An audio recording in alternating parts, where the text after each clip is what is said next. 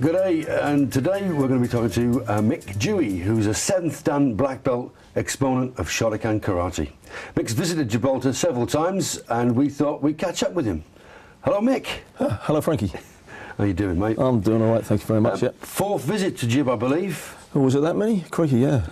What is it do you like about Gibraltar? Well, I like the fact that I'm able to stay with you, and it's quite a cheap holiday to start with. But no, I like Gibraltar. I think it's quite a quaint little place. The people are friendly. It's very, very close to being in England, although it's, as I say, there's no traffic or anything like that, so it's quite easy to get on with the people and that. And we can just walk across the border and we're in Spain. So it's quite good, quite convenient. I suppose coming from Portsmouth yourself. There's that naval link, the Pompey-Gibraltar link. Very, very similar. In fact, only yesterday or the day before, we were doing the field gun run. And we got quite some close connections down in Portsmouth, of course, with Whale Island and the Portsmouth Command. When they used to do it, we used to do a lot of stuff with those, demonstration wires and whatnot. So, yeah, it's very close. Let's talk about, talk to you about really the karate. 7th Dan black belt. How do you get to be a 7th Dan? Well, you have to spend about 35, 40 years practicing it to start with, of which I have. I started in 1967, and I've been training ever since on a very, very regular basis. And, I just kept the thing going, and here we are. So how does a boy from Portsmouth, then, take up a Japanese martial art? It's very strange, isn't it? My girlfriend, who's now my wife, she started disappearing a couple of nights a week, and I thought, well, what on earth is she up to? And I sort of twisted her arm and found out she's doing this thing called karate, which I really very mystical thing. You only heard of judo. When was this? This is late 1967, and she said, "Come along, join. It's really good fun," which I did, and we started training at the South Sea Community Centre in Portsmouth. And lo and behold, I got the bug. It really caught me, and I love the individual movement of it and the individual challenge, and I just kept going. Here we are now, 40 years later. Were you naturally sporty then? Were you into a lot of sports? I played a lot of football, in the Portsmouth League and whatnot, and the Havant Industrial League and stuff like that. Not at a high level, but I did do it, and I was gymnastics at school and whatnot. The family are a cricket family, but this just caught me. It's so different. So yeah, you say it caught you. You go down to this, what do they call it? This hall, I assume, and what do South Sea Community Centre is a dojo, what we call a dojo, and there were some very, very beginners like we were. We were all beginners, sort of learning off each other, like the blind leading the blind. We're very fortunate to have a guy called Ray Fuller, who was trained in London underneath the Japanese, and we used to try and get him down most weekends to come and teach us, some of the sort of more advanced technique, if you like. And we sort of made progress from there. Did you then just progress? I mean, how do you progress in karate? How do you make your advancement? Well, you're eligible to take a grading examination, say every 3 months or so.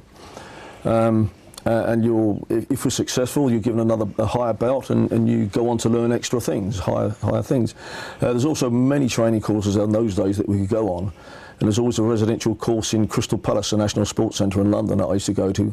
Under the Japanese, used to come in from all over the world, and they used to teach us, sort of for 5 days, solid days, a day's training, and we would make advancement there as well. Japanese, I mean, were they sent out? I mean, how did you know?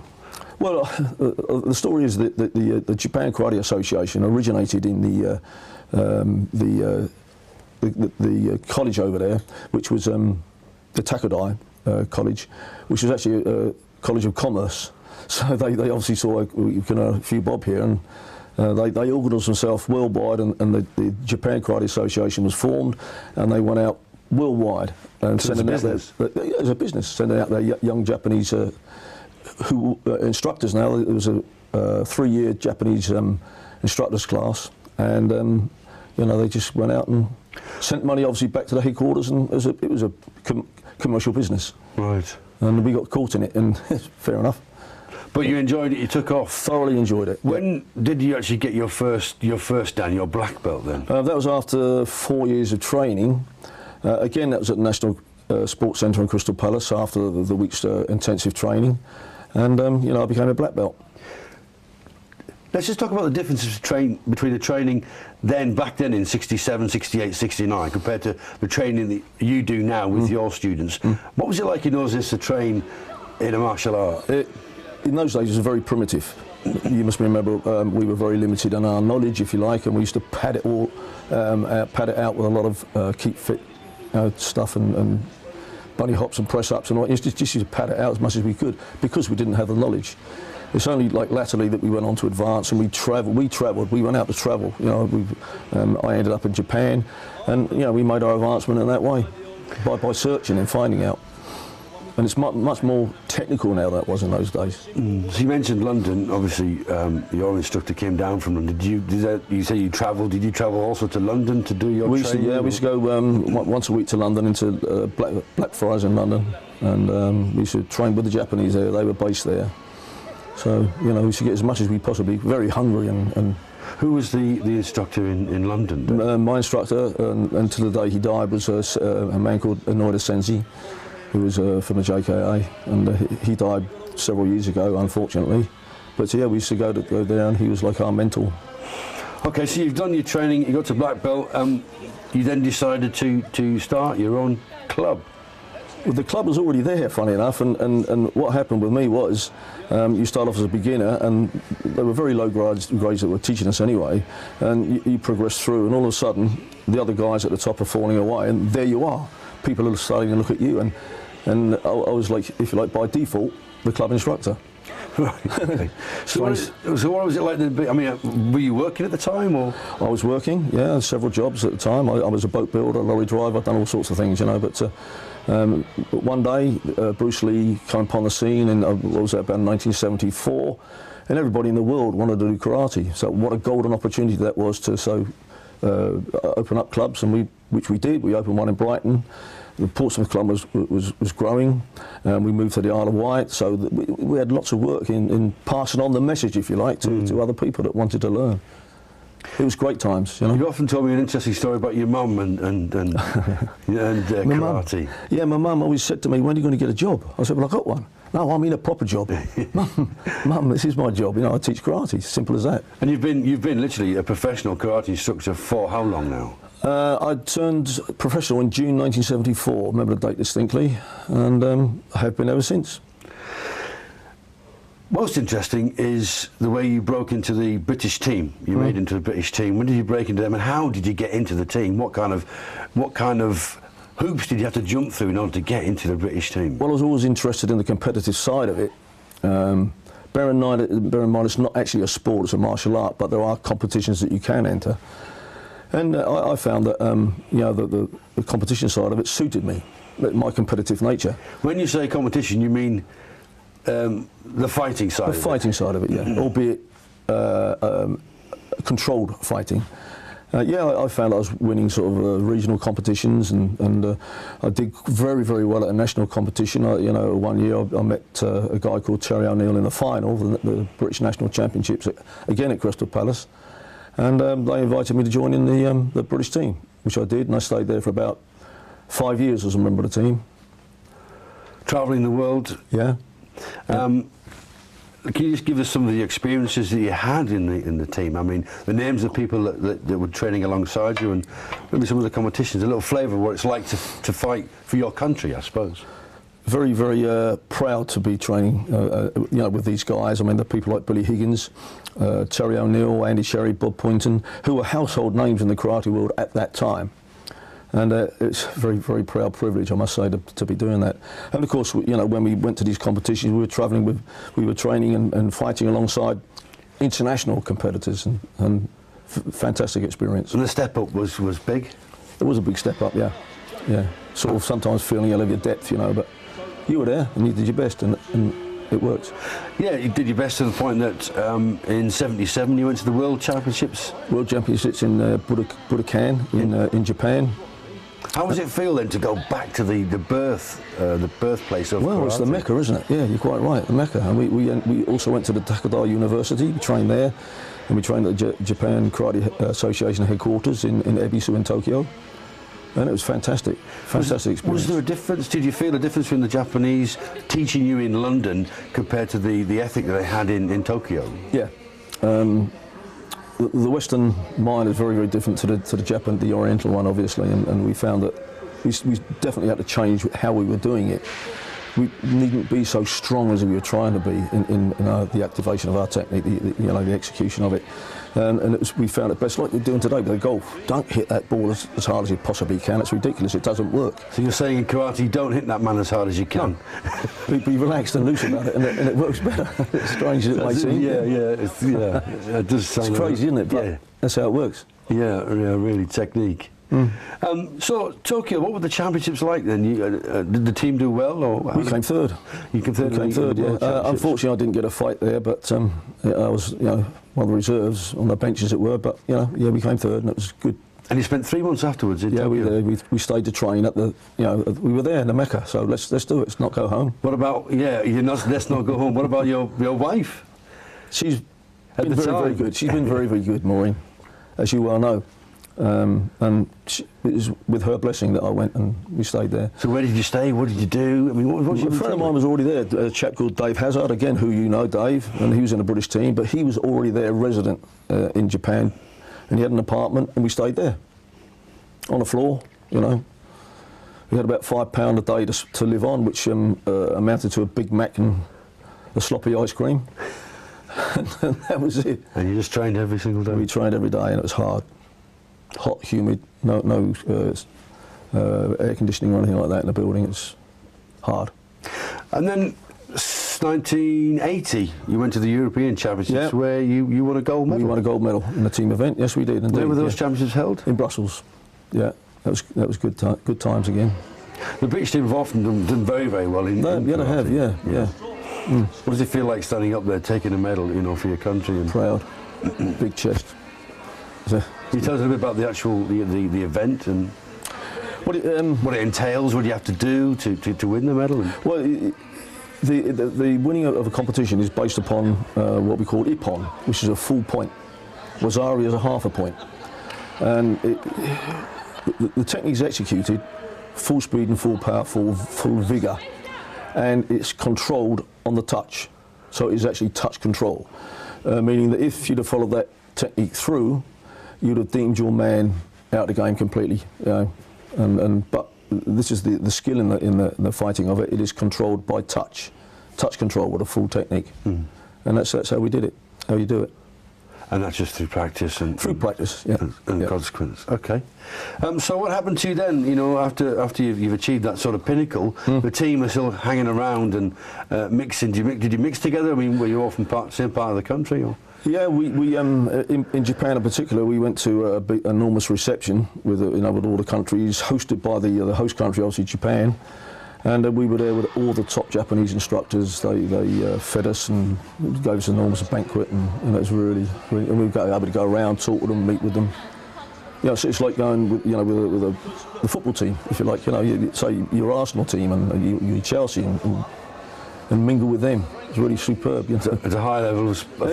Exactly. And you go around and get autographs off of everybody, and you do exchanges and that. And you build friendships and whatnot. And there you are. One of the interesting things I did read about was the fact that back in the 70s, the Miss World competition, the British karate team bodyguarded the Miss World competition, because in those days there were no bodyguards per se. Well, it was all based around the Mecca company, the nightclub company, and Watney's breweries, and they had their own, if you like, doorman, but they weren't quite as, if you like, sophisticated in those days. You know what doormen are like, and they called upon some of the lucky lads to and the British team to go along and be with them for 2 weeks and chaperone them, and that's what we did. So what was it like, spending 2 weeks with Miss Worlds, going to receptions and... Very mouth-watering, I must say, to say the least. Apart from the girls, yeah. It was great. I mean, we went to all the functions, to the ballet and things, the casinos and... You must have met some very, very well-known people there. Yeah, Shirley Bassey was there. I mean, and there was Jimmy Hill, the football commentator. One day we had to sort of rescue this young lady that was missing, and she was with Jimmy Hill in the corner there. When you're saying that, he's just... He's just giving the banter, you know, and telling her all about the how he was going to be commentating later on that evening on the telly. If, you know, just being Jimmy Hill. Being Jimmy Hill, exactly. Yeah. That's superb. And as I say, we stayed with them for the fortnight, and in the hotel, same hotel, and we just went everywhere they did. So it's a taste of stardom, really. Really. Yeah.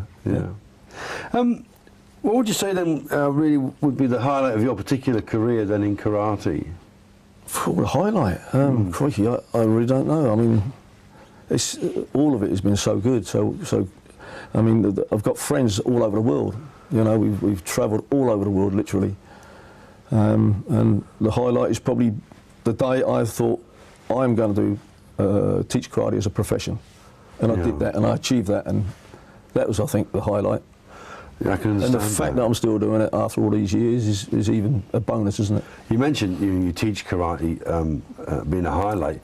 It's the fact that actually your organisation, CQ, now has of its own 2 current world champions. It has indeed, yeah. Can you tell me a bit about how that felt and you know? Well, you know, as an instructor, and I've always often discussed this with fellow instructors, if you like, that, okay, I achieved what I did, but achieving a competitor of that calibre, who's obviously better than me, is a feather in my cap, and that really makes me feel good. How do you get to 7th Dan then? Because that's, if they're better than you, you're 7th, they're what, 3rd, 4th Dan? Yeah, well, they're young athletes, they're young men. Right. And you know yourself, you know, from the football side and things like that, a man will peak, his physical peak is say 35, something like that, perhaps even younger than that. You know, and that's where the 4th Dan is probably the most physical grading examination you're ever going to take, and it is hard. After that, it's pure academia, really. You know, it's what you've put into it, and the knowledge you have, the knowledge that you pass on, your position in it, and what you're putting back into it. And we try to put an awful lot back into what we're doing.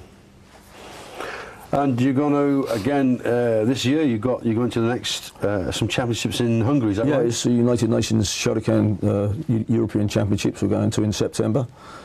The lads are up, you know, they're sort of preparing themselves at the moment for that, and they should do well. And finally, I want to talk to you about, I mean, where you're going to go from now. I mean, you mentioned Terry O'Neill. He went into films as an actor, and another guy that we know, Michael Phipps, who was a writer. Yes. Again, trained many a world champion.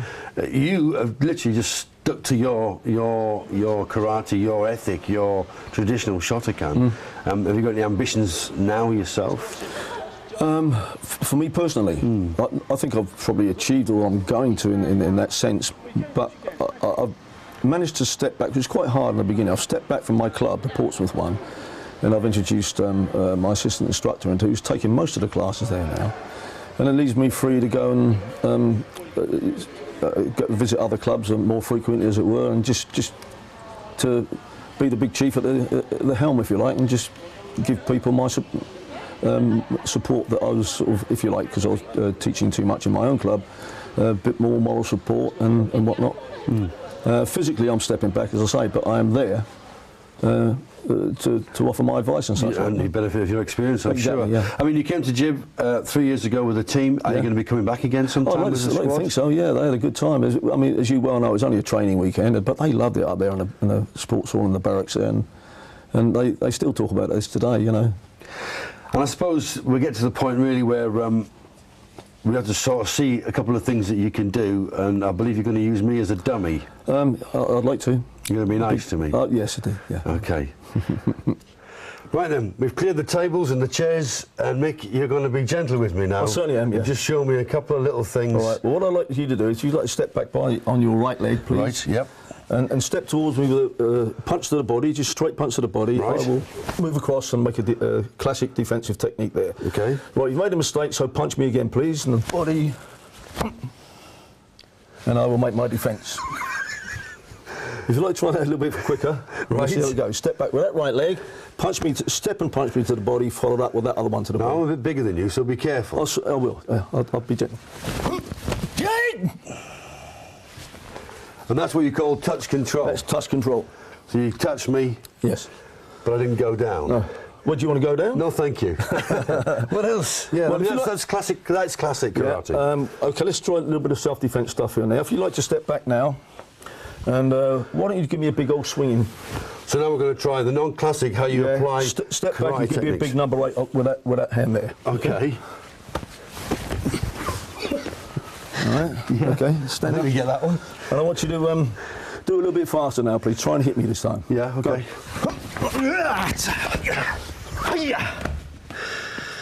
He wasn't going to throw me at all on the floor. To say I enjoyed that would be something to say with it. That was lovely. That was good. Okay, what about another straight punch if you want to do a straight punch? One more? One more. All One right. more. And using different parts of the body now we can. If you do a straight punch to my face perhaps. And stepping forward? Stepping forward like you did before. And I'll come round this way now. Up under. Yeah, come round.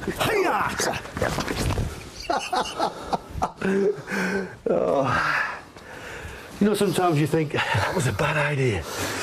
Mick Dewey, 7th Dan Shotokan Karate. Indeed. Thank you very, very much for coming Frankie. down and well, just showing Gibraltar a little bit what you can do. Not at all, Thanks a mate. lot. Okay, do you want me to finish off by knocking the arm up?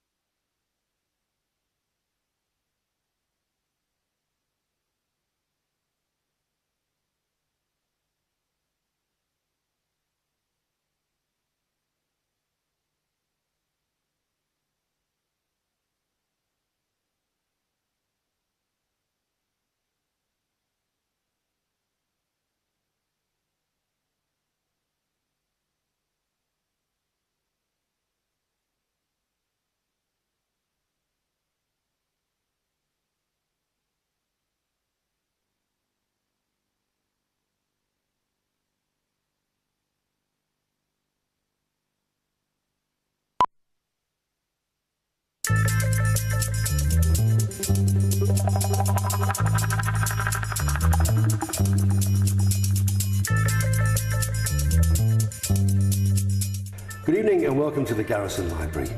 I'm sitting here tonight with Yaz, a well-known singer from the 80s, the 90s, and of course the noughties as we're into now. How are you, Yaz? It's good to be here. Thank you, Frankie. It's a great building, isn't it? Fantastic building. It's stunning. The books, the wood. It's really, really lovely to be here. I like what you said about the books making me look more intelligent. Well, there's hope. Yeah, hope's the word. Let's just quickly have a little chat, really. I noticed when I was looking in some of your, on the web and doing some research, you started off as a model. How did you get into modelling? Yonks, yeah, what happened with that? It was actually during the early sort of finding myself days, and I decided that I was going to go into music, but I had no money. And in order to make demos of some of the songs that I was trying to write, I needed to earn some money. So I got approached by a girlfriend who was doing catwalk shows. I mean, I wasn't a photo model, but with my height, and I was skinnier then, I was able to do runway shows. And they were very coordinated. They needed dancing kind of things for ski wear. So that's how it started, really. I just would go like for a season, a couple of weeks, come back, go back in the recording studio, go back, try to make it work, really. You mentioned the writing of the songs and that. So is that what you always want to do, sing? To be honest, no. I didn't know what I wanted to do. I really stumbled around when I left school early because I wasn't a terribly academic person. I was always into the artistic side of school and music and drama and stuff. And I just wanted to work, so I left school and I did various jobs. But it helped in the elimination process, put it that way. And then I started to work in a nightclub in the evenings. Right. And that changed my life in so many ways because I just started to buy records, I hung out with the DJs, and I just found myself amongst people that I felt comfortable with. And I realized I wasn't, a 9-to-5 person, as important as they are. And I also saw lots of things about life and people's lives in that time, people who were in fear, women in fear of men, men in fear of women. I saw drugs, I saw guns, I saw women of the night, you know, and I grew very quickly. I was only 18 or 19, but I really thank God for those times, because I think I was very naive and I had a kind of beautiful idea of the world. And it opened my heart to a lot of things. So did that influence the way you wrote songs then? Exactly. So was it full of that kind of, I mean, looking at you now, I can see it, you know, you're looking back, torment almost, sort of, really looking at it. Yeah, a lot of things. I mean, I came from mixed race marriage. My father's Jamaican, my mum was English. So there you enter into understanding social status, a little bit of racism, classism, and so on. And then going into kind of the night scene, which is a darker side. It is a darker side of life, I think. You're in there, you're buzzing, you may be getting high, you know, but behind that, there is a lot of things going on that really affected my writing. Yeah. So obviously into the club scene, really, you then started to get into the music scene for yourself. You had a couple of sort of, what's the word, underground sort of popular songs, not pop songs, but hits, I suppose, within the underground of London. But you didn't really become famous until how many years later? No, well, not long after, as you said, the first kind of song that we recorded and pressed on an indie label and went out was Falling, and it fell badly. But that was a song that took me sort of around the UK doing the small club circuits and learning that side of the... Because there was an indie chart at that time, wasn't there? So it's quite popular in the indie scene, wasn't it? Very big, yeah, very big. So you'd be underground. Not just dance, but also, you know, guitar-based stuff, rock-based stuff. And I kind of grew out of that. We had an indie label, and that's where the whole genre of my kind of music came out of, the real indie dance side. Very trendy. I mean, nowadays they talk about garage and jungle and hip hop and R&B. I mean, indie to me, indie's always been one of those sort of like, it's like a broad brush. How would you describe indie music at that time? I think it's seen as very cutting edge, very trendy, very hip, because it's slightly rebellious. You're not going the kind of straight record company route where it's a bit more manufactured. And you tend to be able to take more risks with it, I think. Yeah. Doctor in the House? Doctor in the House. Probably the first, I suppose, well-known single, really. Yeah. How did that come about? Okay, I had been recording some demos, and my manager at the time said to me, I've just signed these two DJs called Cold Cut, and I think you should meet them, because what they lack is melody and chorus, and they don't have the songwriting ability, but what they're doing is really cutting edge. They're taking cuts from other records, and they work in their bedroom. So I said, I don't want to do that, I want to be a real artist. And he said, get a life, really, and calm down. So I said, okay, and I did. And it was great. It was like walking into this kind of freaky Frankenstein bedroom with cables everywhere and just albums everywhere and keyboards, and it was great. It was real passion. People were real passion. And they were playing around with this track, which didn't have a title at the time, and I just started humming around some kind of hooks and melody ideas.